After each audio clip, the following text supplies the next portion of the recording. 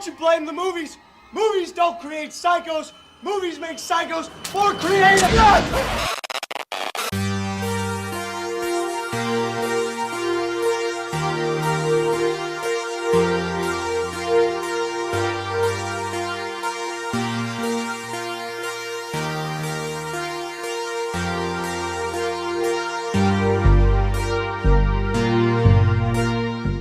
What's going on, ladies and gentlemen? Welcome to episode 47 of the Take One podcast, and happy Stranger Things Day if you're listening to the release of this podcast. It is indeed Stranger Things Day, and I'm excited. Like, I celebrate Stranger Things Day every year. I don't know if Kev does, but I will ask him. So just a little insight.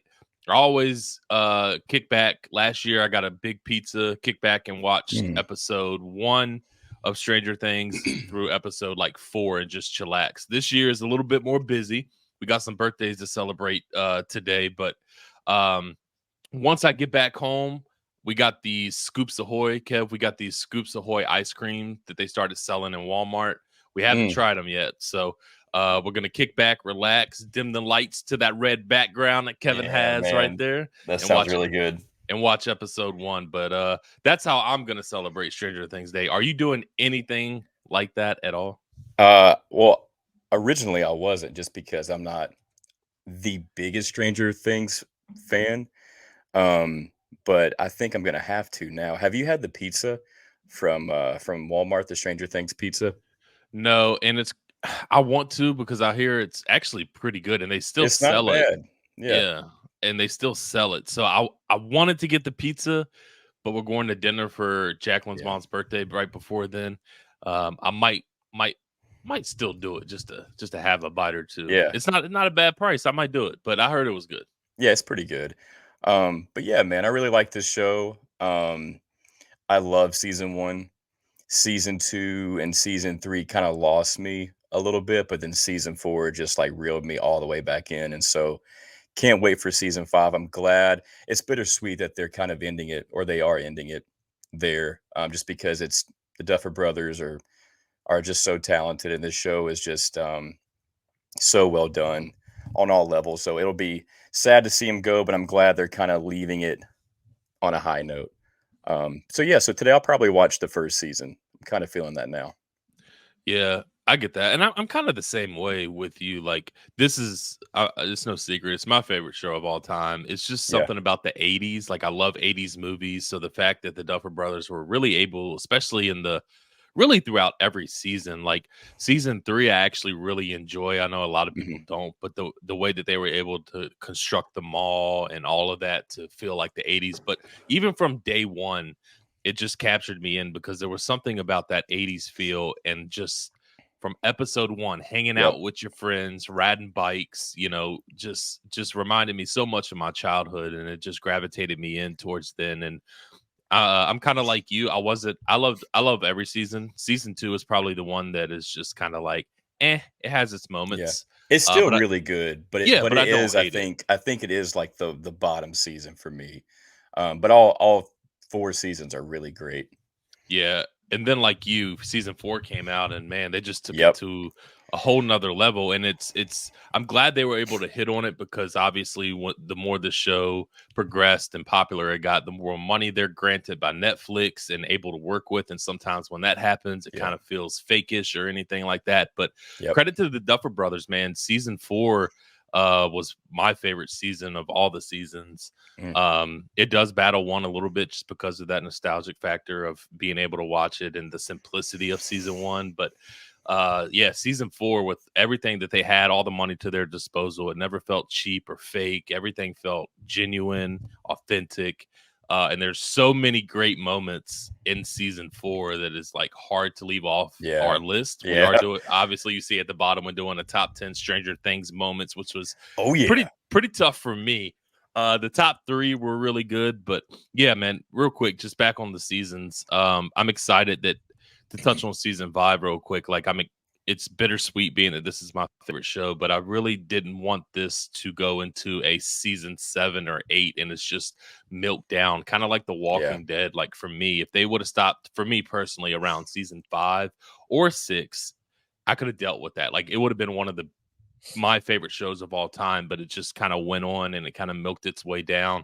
I do like the character of Negan. I just don't like the way they used him and kind of took his storyline, if that makes sense. Like it's just hard to explain. Like Jeffrey Dean Morgan, I think is a great actor. So it was a good addition to the show. It's just by that time I felt like the show was watered down and could have been, could have ended. It was just kind of a repeat. And I'm glad that Stranger Things is not doing that as bad as it hurts. Yeah, I was a big Walking Dead fan for the first couple seasons, and I stopped watching probably around the time Negan came in, season 4, season 5. It just got really just too monotonous for me. Um, and I like when shows end on a high note, and I know that's a tough thing to do because, you have such a huge following and you're making all this money and it's so popular. How do you stop that momentum?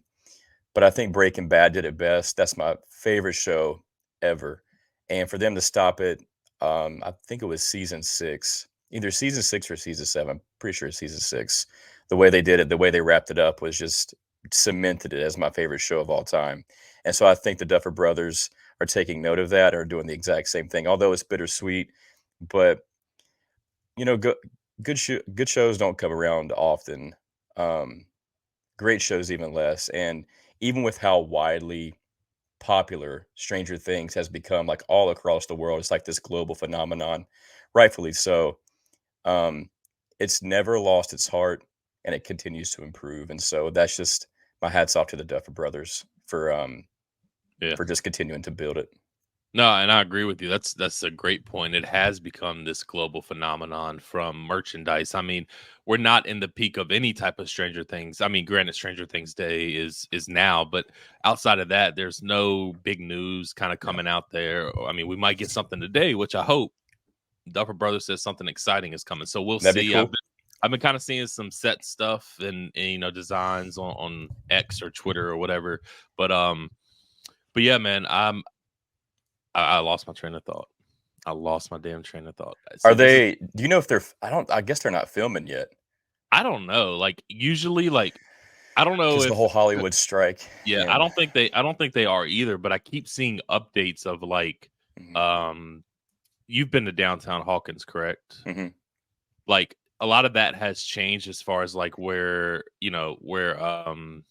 just how certain things kind of look in businesses that were up, and it looked like they were building a bunch of set stuff of like Melvalds where Winona Ryder worked. It kind of looked like they were building that, so they're building something Cool. currently, but I don't think filming has started, which kind of sucks. But the way that the filming is taken and the strike and everything, again, it kind of goes into I'm glad this is the last season because they're not kids anymore. Kind of like they said in Yeah. season 3, I think it was, when Mike said that to Will, we're not kids anymore. It's true. Like we've kind of grown up with them. And I think that that's what is so great about this show too. And the characters that I want to, like, for example, Max, like I wasn't the biggest fan of Max in season 2. I didn't hate her character, but like by season 4, I'm fucking emotional about her character, and we'll get into that. So it's just the great writing of the Duffer Brothers, and I'm more excited to see what they do after this show. Can they carry that momentum into something new? Mhm. That's whether it's a new show or movies or whatever it is. I'm excited to see what they can do, and in the mix of Hollywood, can they still keep that heart? And so far through 4 seasons of one of the biggest shows out there, they have. Yeah, excited for 5, man. I guess they're allowed to write. I think the writers, in Hollywood and everything came up with the deal. So I think they're at least able to get everything on paper and get the scripts out. So that's good. So now we're just waiting on the second half of the deal to get done. But season 5, man, I just hope they end on a bang, and I think they will. I agree. I mean, there's nothing in our past that tells us that they won't. Right. Even the season that we don't like the most, we can at least say it's still a good, solid season. So For I think sure. we'll at least get that. I don't know exactly what I want to happen. I think just the thing that if I could pick anything to happen, I want them to, and this is the only one flaw that the Duffer Brothers have is letting go of some characters. I And need people to die in yeah, season 5. and when I say characters, I mean main characters. Now, granted, a lot of people love Eddie Munson, and I get it, I do too, but I kind of felt that coming. I'm talking about a Right. main character, and I do think that they will do at least one main character in the final season. I hope they do several main characters, but I hope they don't do it just to have weight and a shock factor. I hope it works for the story, which the Duffer Brothers are so good at doing. Like the way they structure things and the way they time up like the really heartfelt moments. They're just like so really really um, talented in that aspect. But I need people to die. I need Yeah. them to pull the trigger. I can't have Hopper die for a third time and have him come back and Max and so I'd like to see Will get his moment in the sun. I think Yeah. I think I it's mean, his time, and I think it's going to revolve around his character, his arc in season 5. I agree. I don't I know one of the they have been kind of hush hush about it. They've been kind of flirting the idea that Will is possibly gay, or I don't know if they'll fully come out and say that in the show. But one of the things that I do have confidence in that they will do is this show started with Will, it's going to end with Will. Like I really do believe that it's going to have that. And you want to talk about acting jobs? His acting job in season 1, but especially Oh man, season 2, yeah, like we're gonna get into that. when he was in Hawkins' lab, like, oh my god, like you got to be kidding me. Like that was, oh man, he was so very talented, is very talented, especially at the young age that he Mhm. was, during those first couple of seasons. So, but yeah, man, I'm with you.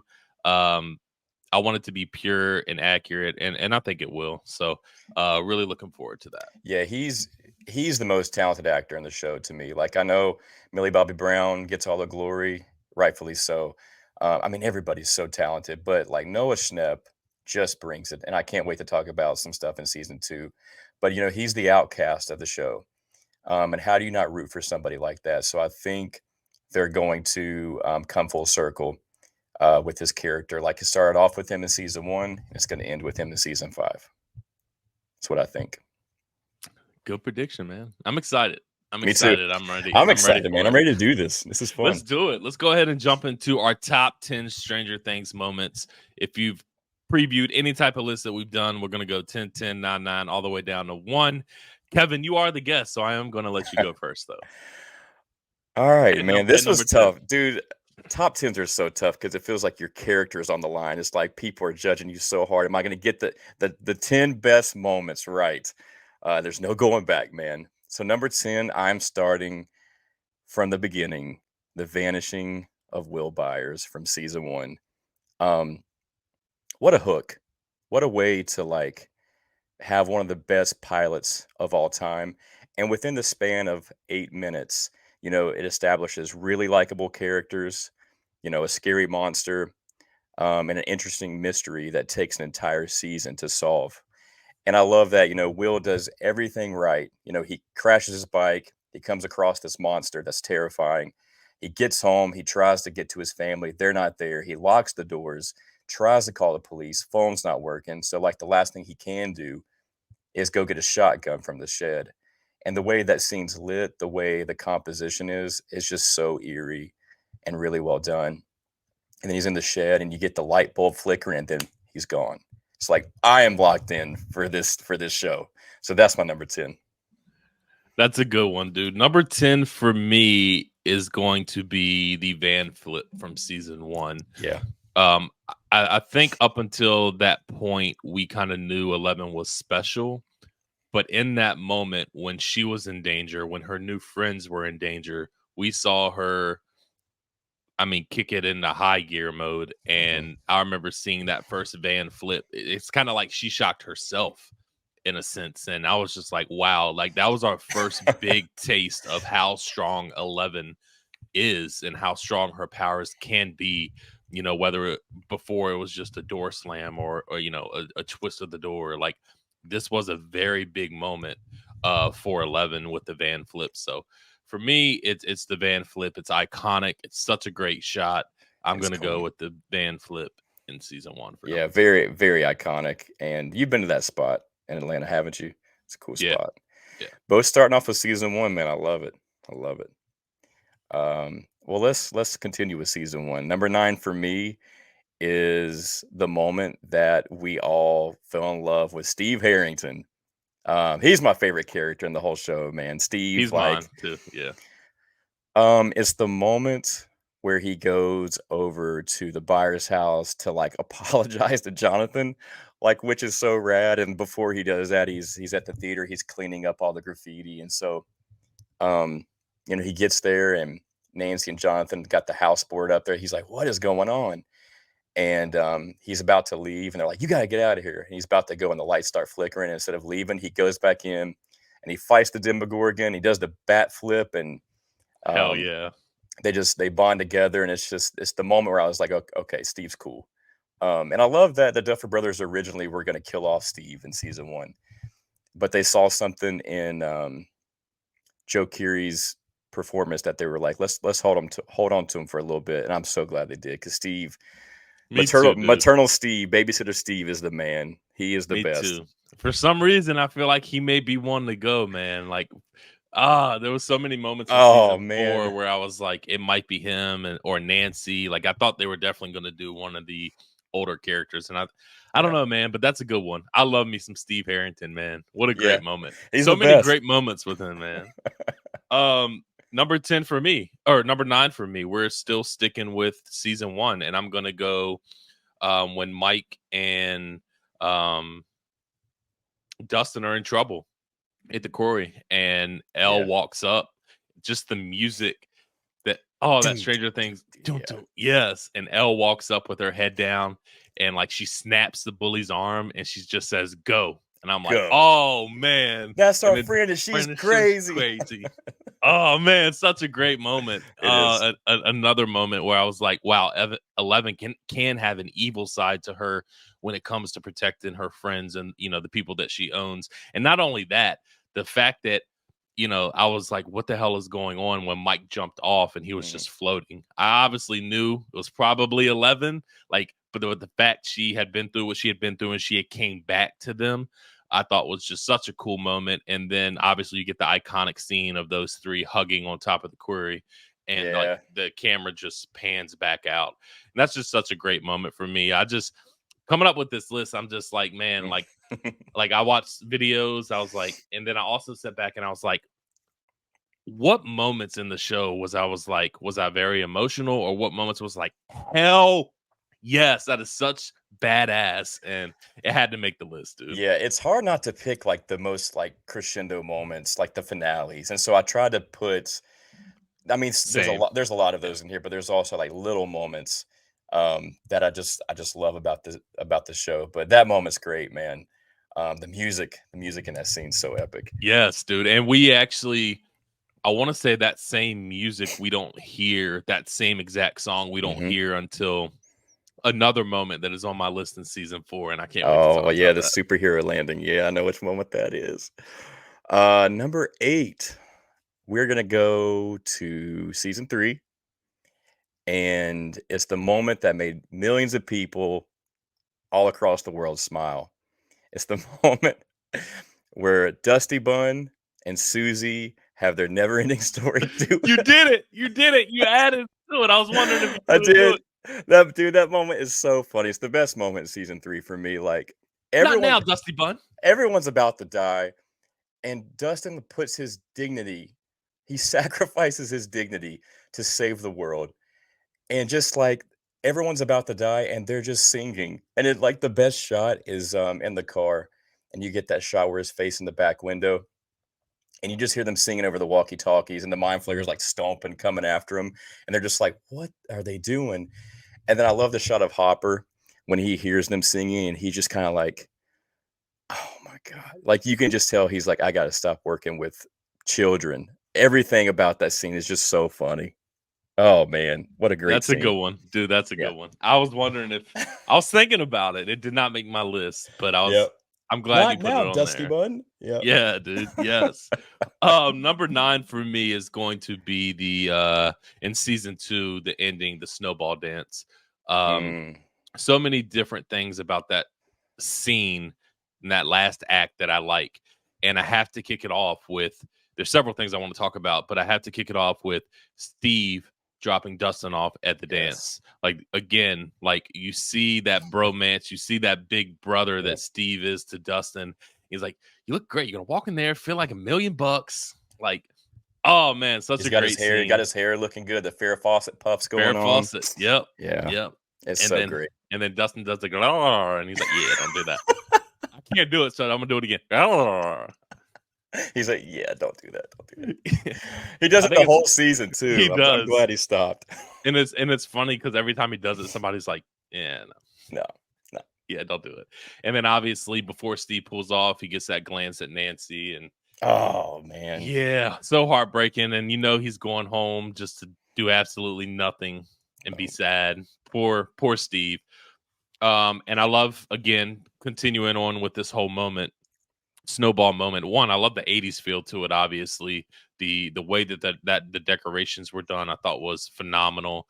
But the fact that Dustin gets shot down and Nancy comes over there and That dances moment. with him, like That's that the is best such moment. a heartfelt moment, man. Like that made my heart so happy. And she's like, a little closer. Yeah. A little closer. Yeah. I was on the fence with Nancy for a little while because she kind of does some stuff that annoys you, like the whole drunk thing where she's like, it's bullshit. Yeah. Like, I'm just like, Bullshit, I don't know yeah. if I like you, but then she does this moment where she just she looks out for Dustin. And I'm just like, okay, you want me back over. That's the best moment. Agreed. And it's crazy because like the song that is playing by the Police, like I think it's Every Breath You Take. Like that, I love that. It's one of my favorite songs ever. One of my favorite 80s songs. So everything in the moment, everybody's happy, they're dancing.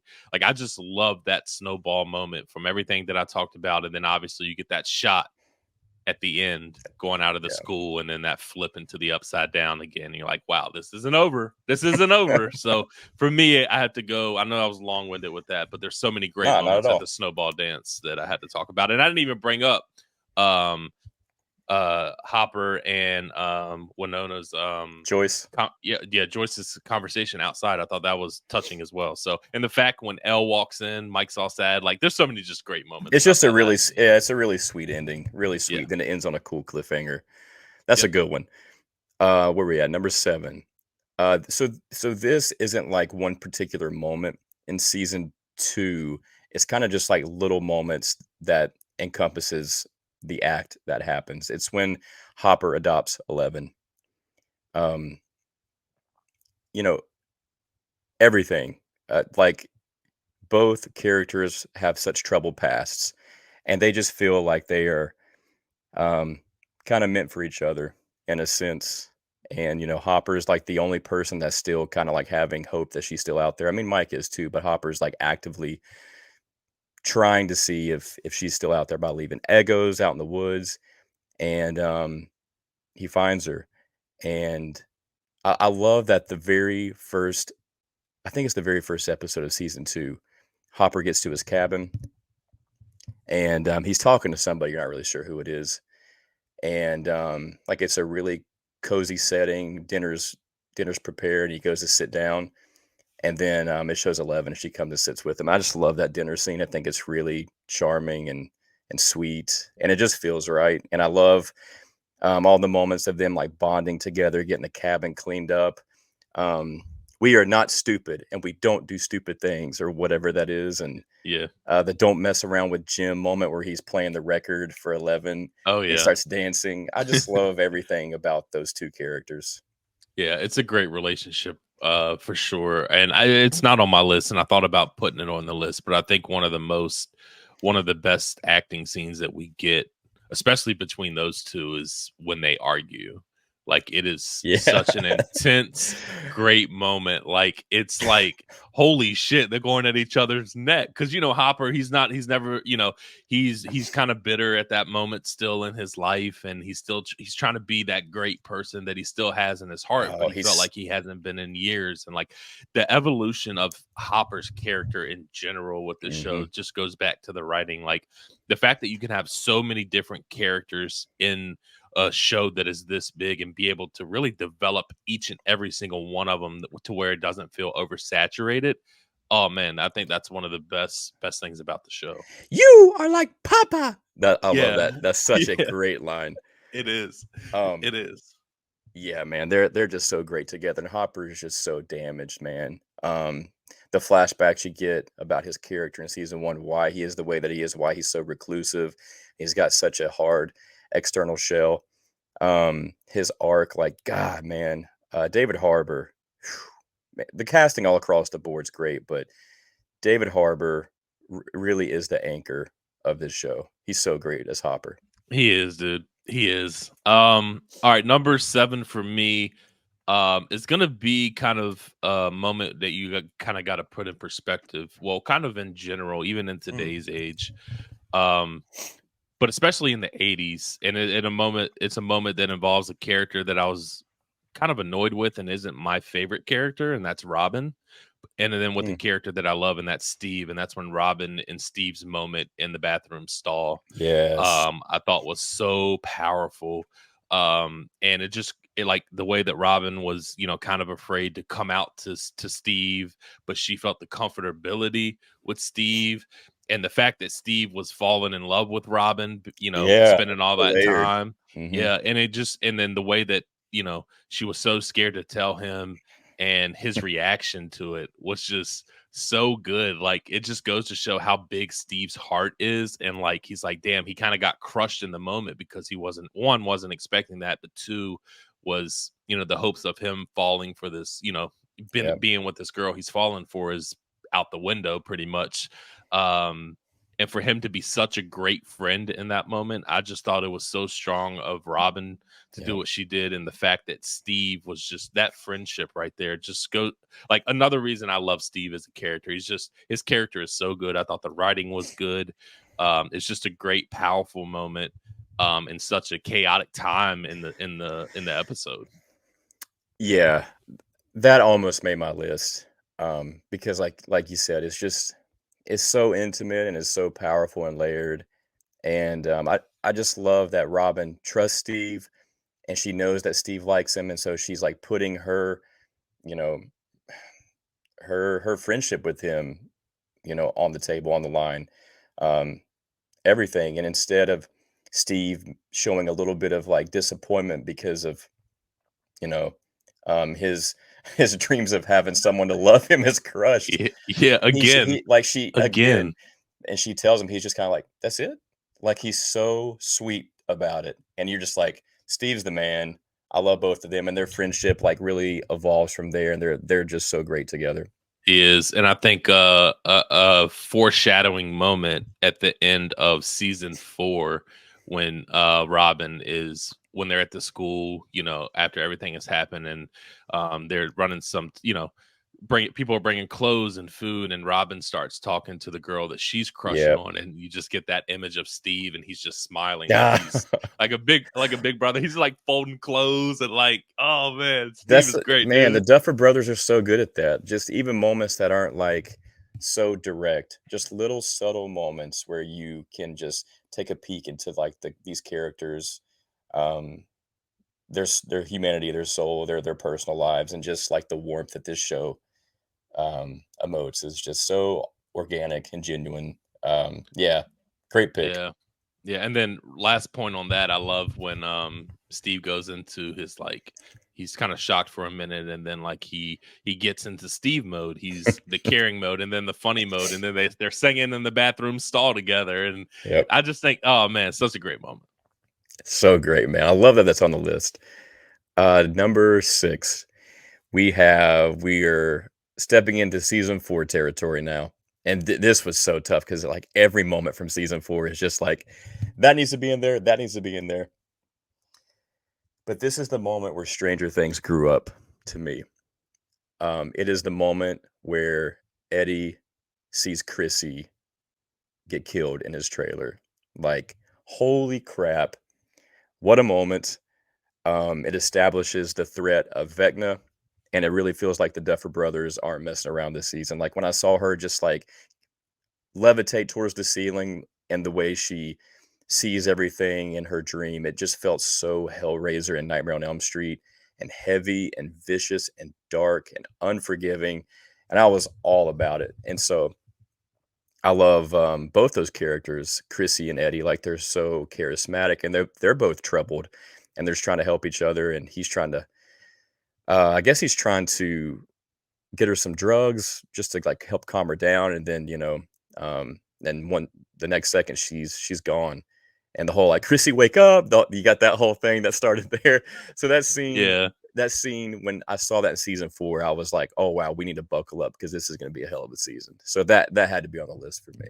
I'm super glad you put that on the list because that was in my honorable mentions. And I think one of the reasons is because the main reason is you said it exactly. This is what this like at this moment we knew how dark this season was going to be. Like the Yeah. snapping of Chrissy's bones in Oh the my trailer. god. Like I can still hear that.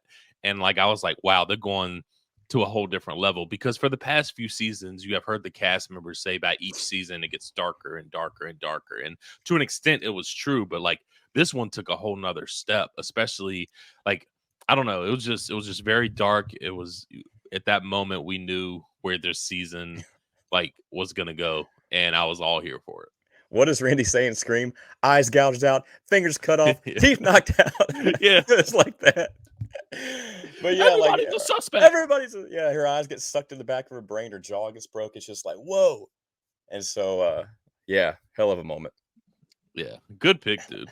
Thanks, man. Number 6 for me, we're gonna take a dive into season 3, and it's gonna be Billy's Sacrifice. Oh, Billy. Oh, Billy. Again, man, I feel like I'm a broken record, but it goes back to the writing. Um, and that whole ending to season 3 is a whole fucking roller coaster. But I want to specifically talk about Billy's Sacrifice because I thought the writing was so good. And from season 2, he is written to not be liked. We Mhm. get a little bit of taste of it in season 2 when Billy is confronted by his father in an aggressive way. So you kind of get an idea of how Billy's living and his relationship with his father, abusive. So you kind of get a little bit of taste of that, but you're still like, I'm not a big fan of Billy. Like the way he treats the kids, the way he treats Lucas, his sister. Like we're Yeah. just not a big fan. And obviously in season 3 when he's possessed by the mind flayer, and in that moment when he has 11 in that food court in Starcourt Mall, and he's over 11, and 11 like puts his hand on Billy's face, and you see the flashback of Billy at the beach with his mom, a happy moment in his life. The fact that Billy was able to find the strength to overcome the mind flare to save 11, I thought was a very good moment. It was Yeah. very good writing. And it was very emotional because you have, no matter the fact at the end of the day, that was Max's brother. She was very upset by it, by his death. And however you felt about Billy, the fact that he was able to step in there and save 11, I thought was just a huge moment. And it was pretty emotional when you put in perspective the backstory behind it as well. Yeah, really well said. I'd like to go back and revisit all the seasons to see how I feel about like Max and Billy, their characters, because when they were first introduced, I couldn't get a really solid grasp on them. Max now, because we just been through the ringer with her, but Billy, like it was so monotonous with how just like mean he was all the time and so unlikable. And I wish there were just a little bit more sprinkles of um like the kinks in his armor. Like, okay, that's the way he is. And I do get it. Like his father is so absent and abusive, and he's had such a troubled past. But I wish we could have seen a little bit more of that for me to feel the I ending agree. of season 3 a little bit more. But that ending still is very powerful. And that shot of him where he's just like looking up at the sky and screaming, he's got all like the tentacles. And it's crazy. Super 4th of July and Stranger Things. Um, so yeah, hell of a pick.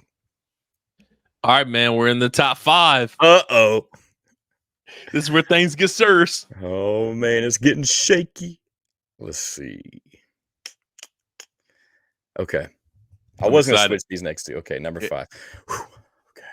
Number 5. Season 2. It's gonna be when 11 returns. That man. Oh, I'm glad you put that on the So list. I think they're either at. I guess they're at the. I think they're at the buyer's house. Are they at the buyer's house? Yeah. So everyone's like huddled together in the buyer's house, and Hopper's like, "Can you use this?" Talking to Jonathan about the gun, and Nancy's like, "I can use it." So he tosses it to her. They all huddle together, and all you hear are like the shrieks and roars of all the demodogs are just like circling the house, and you're like, they don't stand a chance. And you hear some more shrieks and screams, and it all goes dead quiet. And then, bam, a demodog comes flying through the window, and it gets quiet again. Then the locks on the doors slowly unlock, and all you see are the shoes walking in. You're just like, "Oh shit!" And the camera just backs up with the shoes. And the best part of that scene is like everyone's faces, like the emotions on their face. Everyone's just kind of like It is, yeah. in awe. But the greatest reaction is Mike. Mike is just like full of tears and oh, it's so well done. And then 11 like comes in and she's just like bitching, got that bitching makeup going on. But then once she sees Mike, she kind of breaks down. Oh man, that's such a great scene. And then um everything there towards the end, like whenever Steve goes back down to the tunnels and they throw like the um uh Molotov cocktails, and then 11 goes with Hopper and she closes the gate. Everything about season 2, that ending is great, but the moment 11 Yeah. comes walking in, it's just like so good. No, I agree with you. Like, I think 11's backstory kind of, I think, was the one that I didn't enjoy so much. I mean, there was some good parts in it that it kind of explained her and kind of what happened, but her whole sister part is kind of what fell off for me. Again, still a great season. Like, I really enjoy it, but I'm with you. Like, when she walked into that cabin, like you talking about it gave me goosebumps because I was thinking about putting that on the list because it was just such an iconic moment. And like you Mhm. said, from there on, it was absolutely phenomenal because we jump from there to the hugs and the reactions and the catch ups. How you been? How you doing? And then we get Hopper and Mike in the room going at each other. Like it's such a powerful moment. And then 11 closing the gate. Come on, super iconic. Like I agree Yeah, with you. I it agree makes with you you. it makes you want to run through a wall, like just so emotional when she came back and Yep, everyone's reactions. So I great. agree. All right, number 5 for me is going to go back to season 1, and that is going to be when 11 kills the Demogorgon in the Yep. school. Um, for so many reasons. Um, I just think it's such an iconic moment. They're in a bind. They're gonna die, and then 11 is weak, but she steps up, steps around. First off, the lighting is phenomenal. Um, Yeah. she steps around the corner from Mike and Lucas, and you just see her walk slowly toward the Demogorgon, and it just puts the Demogorgon up against the wall, and you're like, holy shit! And then she turns behind Mike and is like, goodbye, Mike. And it's And just you're like, just like, oh "No!" man, no, no. And then they just both disintegrate. And Mike's reaction afterwards, I just think it's such a powerful scene. It is. And that image, like I will never get the image of her holding the Demogorgon up against the wall with that perfect lighting. Like it's just done so well. And I just think it's such an iconic moment from season 1. So Yeah, that's gonna be number 5 on my that's a good list. one, and she's just, like, screaming, like, all of her energy out to save her friends, but what I love about that scene the most is they're all, like, fighting against the Demogorgon without 11, and they're trying to stop it. Lucas has the slingshot. Oh It's not yeah. doing anything, but then his last shot, when he fires, it knocks the Demogorgon back, and to me, that just felt like Stephen King's It, 1990, when they're in the I sewer, was just and the about to say power that. and the Yeah. power of belief. It just felt like a nice little tip of the cap Yeah. to it, and so, Lucas yeah, probably could have killed the Demogorgon if he had silver. if he had silver, yep, or, battery acid with the asthma. You slime. Yeah, this is battery acid, yeah. Man, that one was tough not to put on my list. That was so tough. Love that it's on yours. Um, number 4, this is it, don't get scared now. We are gonna go with the ending of season 3. Imma try not to just, like, bawl talking about this scene, but it's Hopper's note with 11. Man, like, even though I don't love season 3, like, it's so it's so sugary and a little too slapsticky for me, but, like, it still has all the charm and all the heart, and it just hits when it needs to.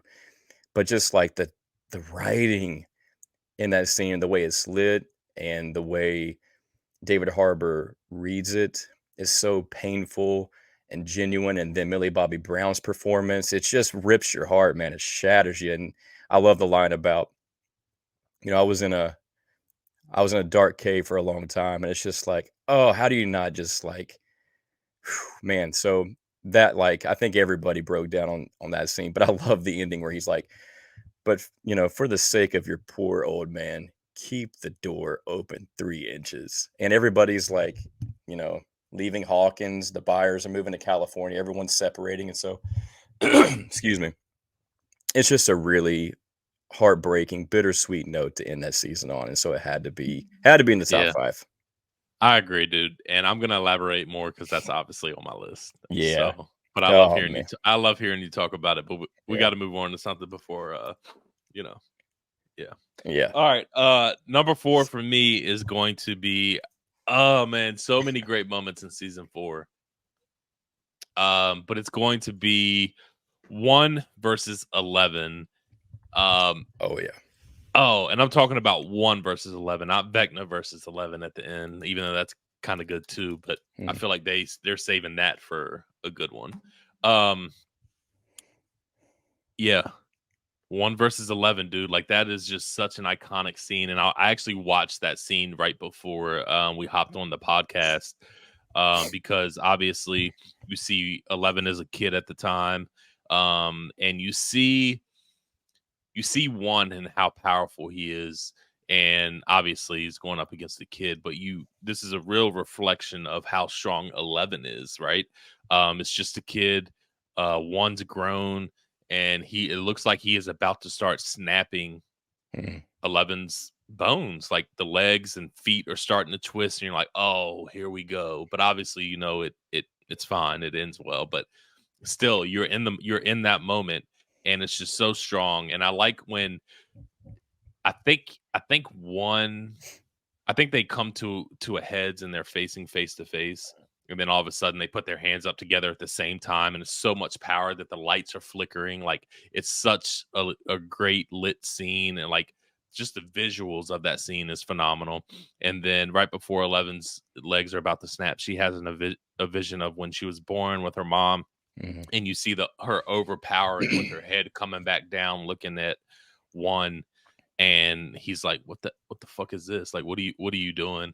And then all of a sudden, L just like does the Superman thing. Oh, it's Like, so great. The, yes, the music it's kicks back in. the music kicks back in. 1 flies against the wall. The music kicks back in. She's in that dream sequence at the moment, so you start to see all the stuff flickering and the Mm. her heart rate going up, and he's like, it's happening. Like it's just, oh Yeah. man, it's such a great scene. And I think one of the things outside of the visuals and how powerful that scene is, what I really love about it is just like it makes me think. Like I would love to have a one-on-one conversation with the Duffer Brothers. Like, did you know this was going to happen? Because the way that they tied everything together of how the gate was open, because for seasons we heard that it was open, it got open, but how did that first gate ever get open? And we saw that 11 was the one who opened the gate, Yep. and we saw that 1 ended up being Vecna. I don't know, man. It's just such great writing. Like it makes my heart so happy to see like how things intertwine so beautifully together and like Hmm. actually work. But overall, that scene is just super iconic, dude. I also love the like the symbolism in that scene. If you look on the wall, whenever 1 and 11 are facing off against each other, the rainbow is right side up on 11's side, but on 1 side it's upside down. And so I think Yeah. that's just Yep. really cool. I love when movies and shows do that. Just little subtle things that are really impactful and cool. And I would like to know, like, was Vecna the one that took Will Byers in season 1? Like, how how deep did the Duffer Brothers plan for Vecna? And maybe I, I don't want to know. Maybe I just want to believe he was always in the cards from uh, the get go. I agree. And I think that was a big question after season 4 came out. And it's crazy you say that. You bring up a huge, great point that I want to touch on real quick. Somebody had posted a because obviously when Will Byers gets taken, you don't see the full image of Right. who takes, but the outline shadow of that quick view that you get, the arms looks like Vecna. Like it has the long claws. Like I gotta send it to you if you haven't Mhm. seen it. It makes you think though. Like it's like, wow, how far in advance did they actually plan this? Because like, do you write out the whole story without knowing it's gonna blow up? Like, what if you don't get a season 4 where you Yeah, can make it that long? Like, it's just, I don't know, man. It's just, it makes you wonder how things are put together. it does. Maybe we'll find out at the end of season 5. Maybe they'll just do like a big talk Yeah. show or episode where they just kind of do a deep dive. But Well, I think one of the great things I'm looking forward to about season 5 too is they do say it picks up kind of right where it leaves off, so there's no like leading up like we yeah, get in a lot of the seasons. So that's exciting. very exciting. Top 3, man. Top 3. Um, Let's do it. we're going back to season 2, and we've already touched on this briefly, but we haven't talked about it a good bit. But this is going to be Possessed Will, and how commanding and impressive Noah Schnapp's performance is in all the seasons, but specifically when he's possessed. I think I don't know if they're at the Byers' house or Hopper's place. They're in like a shed somewhere, but there's like kerosene heaters everywhere. It's really hot feeling and scary and really intense. And they're trying to get the mind flayer out of Will, and just his performance, man. Damn. Maybe the best performance out of all the seasons, out of any character. And I really love how when Jonathan sees his brother just suffering, he turns away and he hugs Nancy out of desperation because it's just too much to bear. Just everything about this. I love how strong Joyce is as a mother. Um, I love the moment where Will's doing the Morse code tapping, and I love when they're telling Will all the moments um, that they loved spending with him and all the memories, and you get this really eerie shot of Noah where you get this like spotlight on his face and his eyes are like all black looking. I just think that scene's great, man. Just like the scariest exorcism scene I've seen in like a decade. Um, Yeah. so it had to be on the list. No, I agree, man. And it's just such a great performance for all the reasons that you say. The moments in it is just absolutely phenomenal. And just Noah Schnapp, man, shouts out to him because throughout that entire season 2, like Yep. just so phenomenal because you got to think about some of the stuff that they had to act like were there and had to react to it. And I just think that he did absolutely phenomenal all throughout that season. Great moment, dude. I'm glad that made the list for you. Oh yeah. No, number 3 for me is gonna be Hopper's letter. Mhm. Yeah, that's a good one, and you kind of elaborated on yours, and I remember, man, I was one of those crazy people. I actually got up at 4 a.m. or 3 a.m. to watch season 3, and I watched it all the way through. And I remember just being a fucking wreck at the end Mm. of that. And I mean, you laid it out perfectly, man. It was just such an emotional scene. Um, at that point, you think Hopper is 100% dead. We just lost. You're already upset about that, right?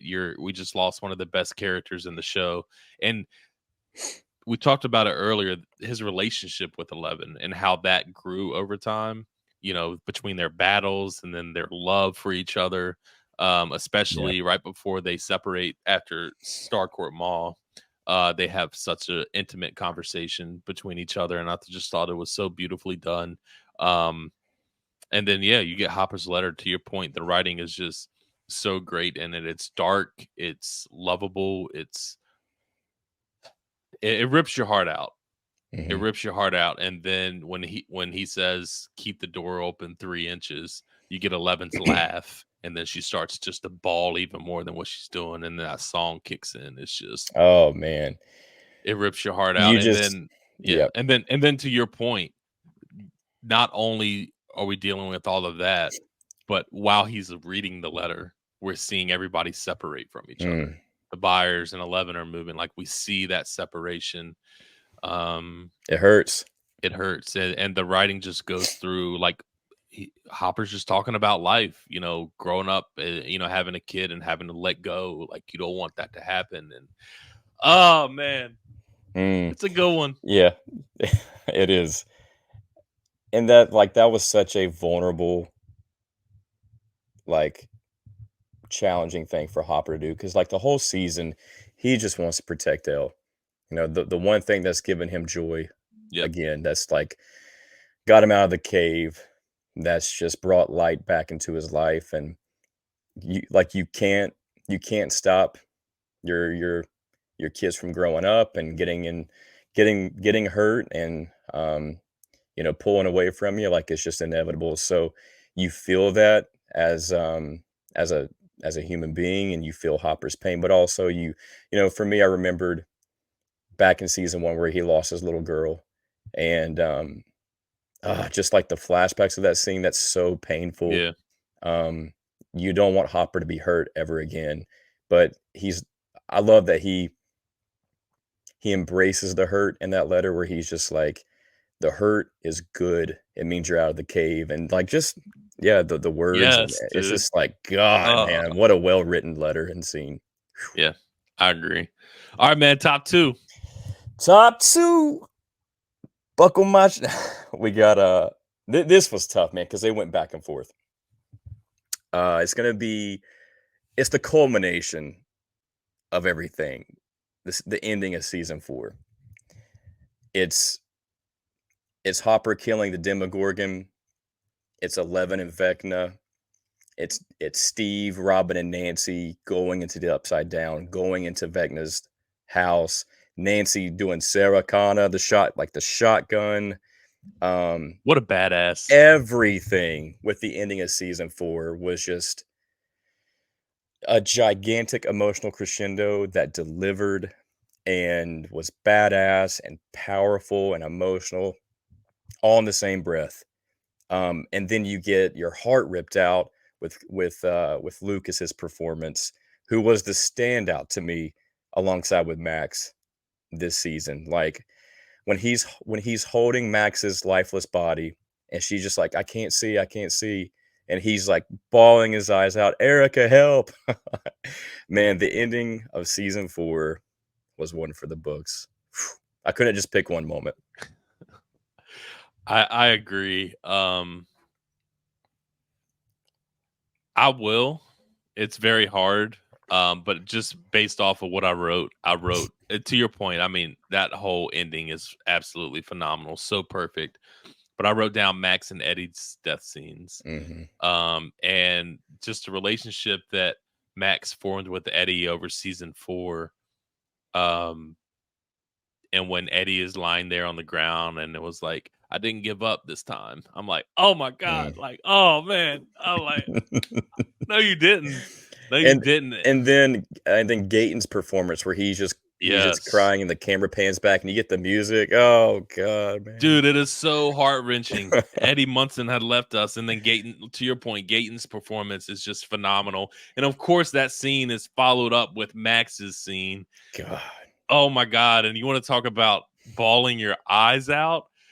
First off, when her legs started to snap, I'm like, no, they're not doing it, because I'm like, they had the perfect it was unexpected, because they had the perfect opportunity to kill Max off during episode 4, but with that iconic scene, and they didn't do it. So I was like, they're not going to go back to it.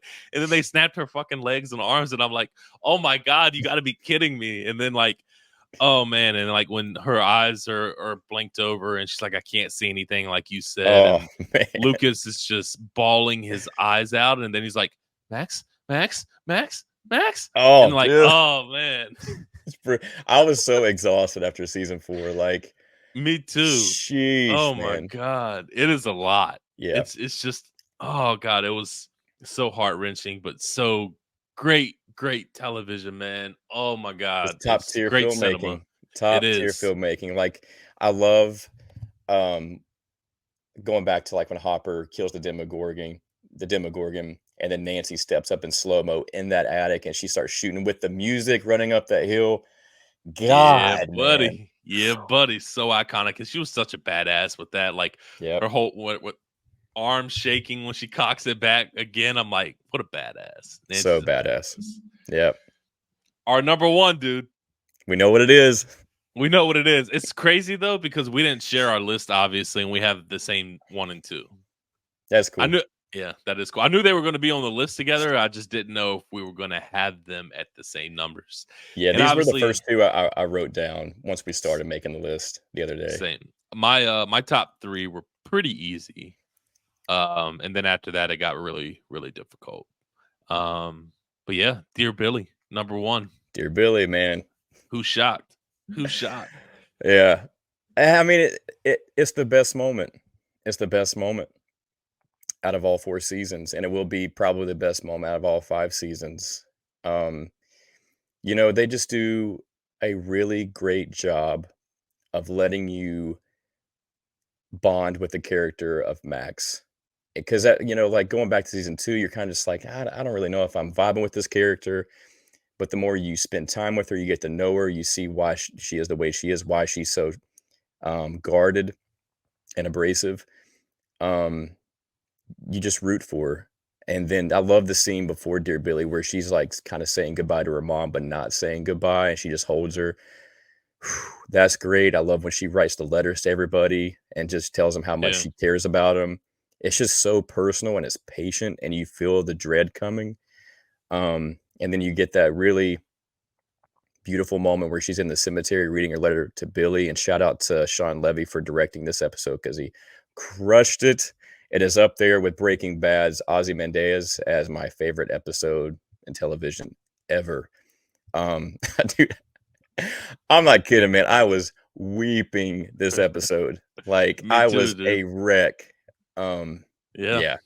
It was tough, man. And to your point, we saw the evolution of Max's character. We got to fall in love with her character really from the jump. I mean, I thought she's a great actor, dude, and we saw that. And I kind of had a feeling that she was, but like she like got to spread her wings this Yep. season. Like this was her season. And I thought from the jump when she was in the counselor's office and she was like tapping her leg and like her performance in that scene, like playing with her thumbs, like stuff like that is just like real life shit and really hits home. And it's just like, wow, like she is just growing on me. Like, and then obviously we get to episode 4 and it's just such a heartfelt letter that she is reading.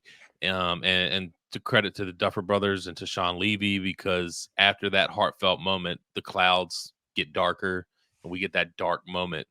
And then obviously you get running up that hill. Such an iconic scene that I will never forget. And then obviously she comes out of it. She drops and they're all hugging at the top of the hill. And then you get that slow taper off of the camera with the piano as well. Like it's just done so good, dude. And it's my favorite for sure. Like it's probably never going to be topped. Like it's probably one of probably my favorite filming location I've ever been to. Mine too. I could have spent hours and hours there. Like I was with my sister and my cousin and like we spent a good amount of time there and they were kind of ready to go on to the next thing. And I'm like, honestly, I could spend like another hour and a half here. Like I just don't want to go. It was just, you don't get moments like that a lot. And it was just a great feeling and a great moment to kind of endure and listen to that song.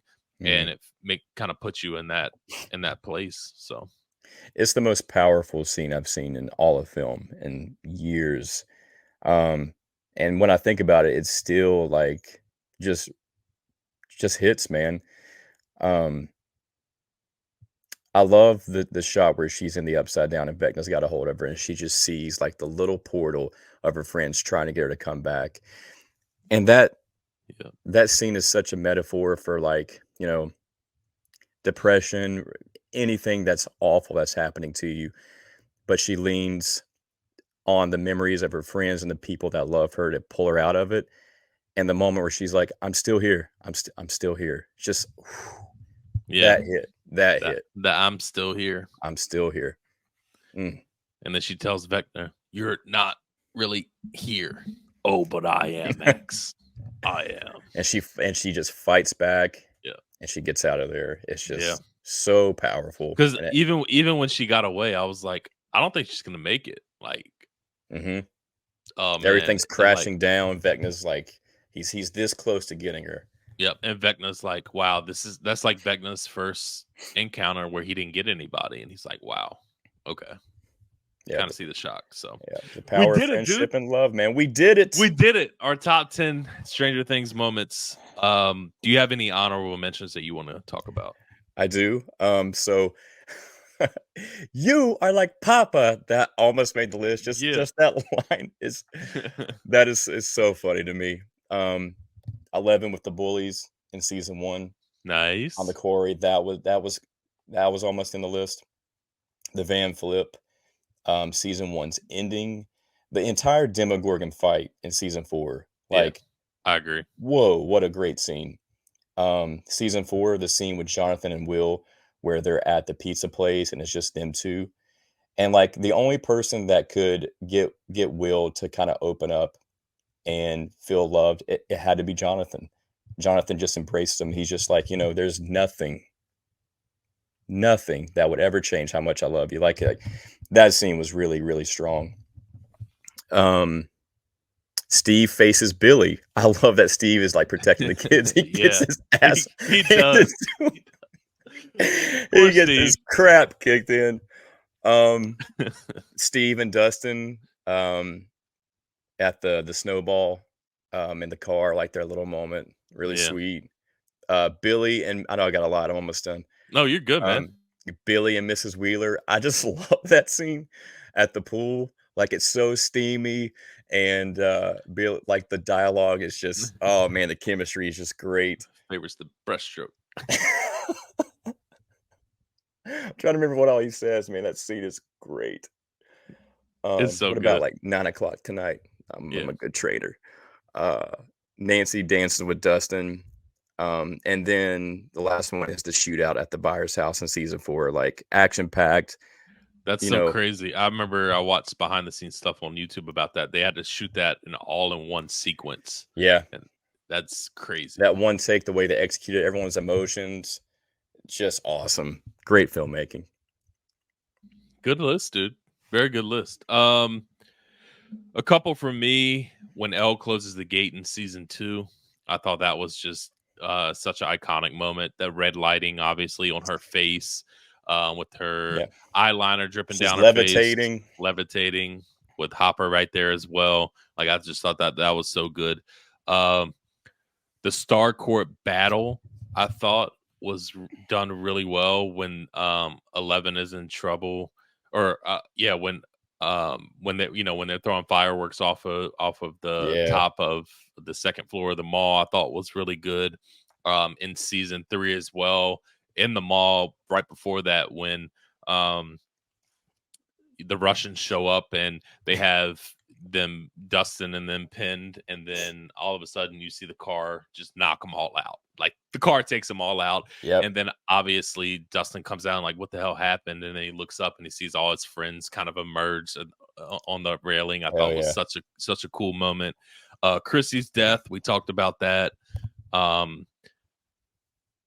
Will's performance, obviously, and then the last one I have is when 11 destroys the chopper in season 4. That I is thought cool. was Goodbye, a really good Papa. moment. Yeah.